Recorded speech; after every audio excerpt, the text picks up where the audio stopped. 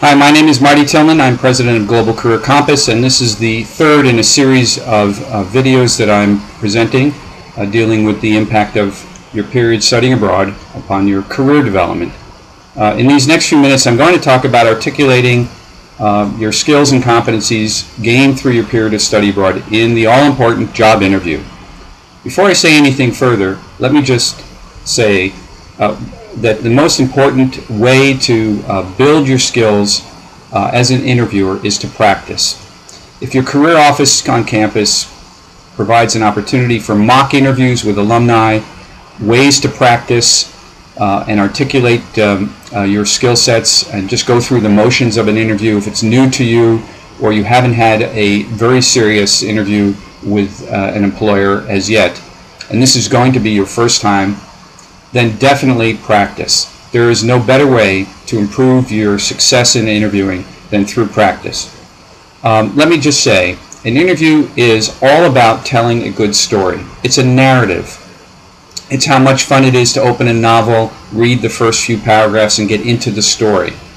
Yes, they're going to be back and forth with the interviewer asking you very specific questions, but in this case what we're talking about is how do you get around to describing and discussing the impact of the time you had studying abroad? How did studying abroad help you become a stronger person and someone with the skills that you think add value to the company or the organization? It doesn't matter whether it's a nonprofit, a for-profit, or a public sector job opportunity. When speaking to the employer, you want to address the value of both the general and the specific skill sets you did develop during your time studying abroad.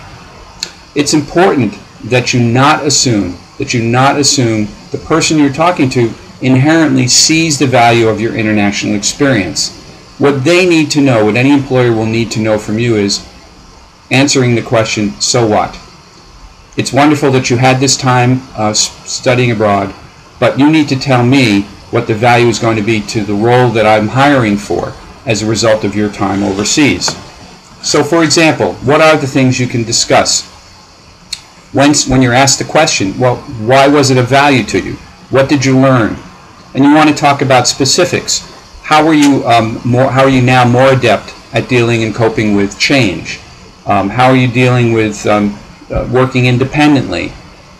What about working on a cross-culturally diverse team of colleagues on a project? Are you more resourceful now as a result of the time you spent abroad? Are you able to communicate more effectively? These are the kinds of skill sets that you want to address. What are the questions that may come to your way? For example, what did you learn about yourself as a result of your study abroad experience? Why did you choose to study in country X? Was it important? Why was it important to you to go there at this time in your life? Did you get involved in the local culture in some way? Were there any unusual experiences you want to share that grew your skill sets, your independence, for example? And they can be very simple things. Getting lost in a train station, finding your way out, and having to interact with strangers in that context. And what does that mean in terms of your ability to make cold calls in the office or be a part of meetings with individuals with whom you're interacting for the first time?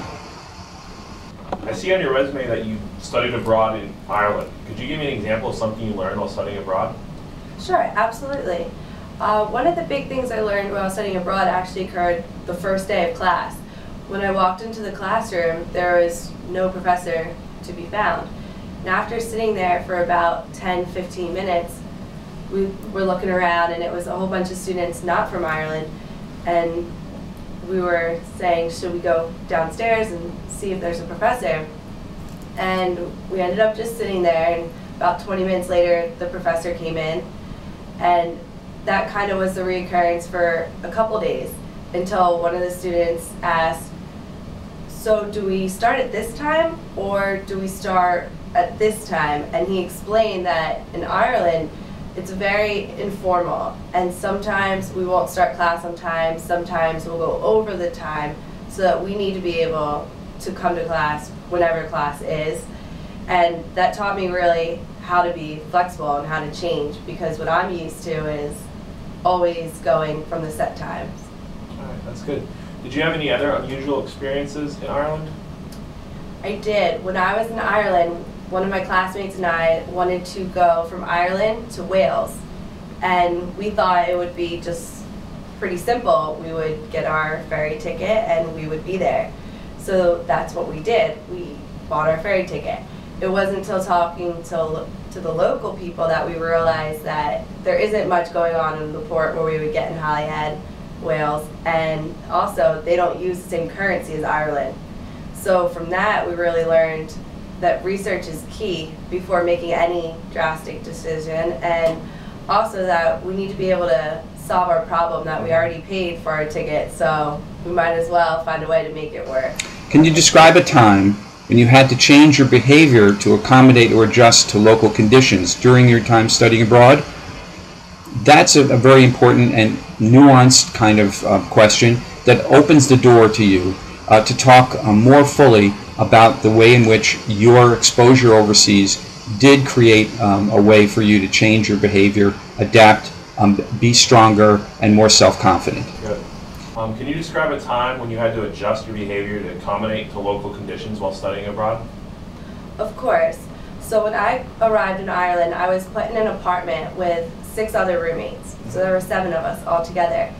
And one thing we first realized was how different the kitchens were from the United States. So in our kitchen in Ireland, we only had a fridge that we would put just drinks in a regular college dormitory. And that was the main fridge for all of the roommates.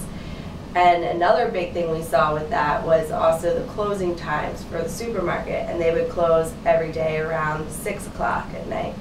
So we had to learn as a group how to coordinate who was going to go to the grocery store, who was going to get what time of day, because we couldn't fit more than 1 day or 2 days of food in our refrigerator.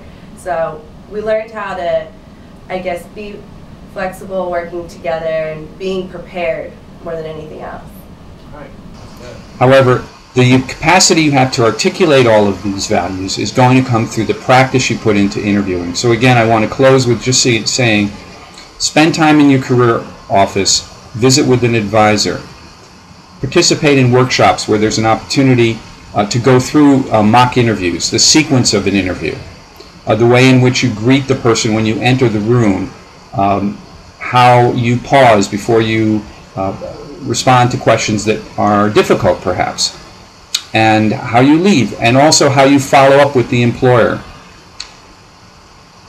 But know that most employers, certainly everyone doing international business these days, is going to see that it's interesting you studied abroad, for sure.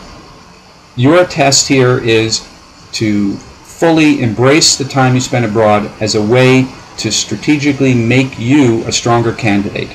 That's the challenge.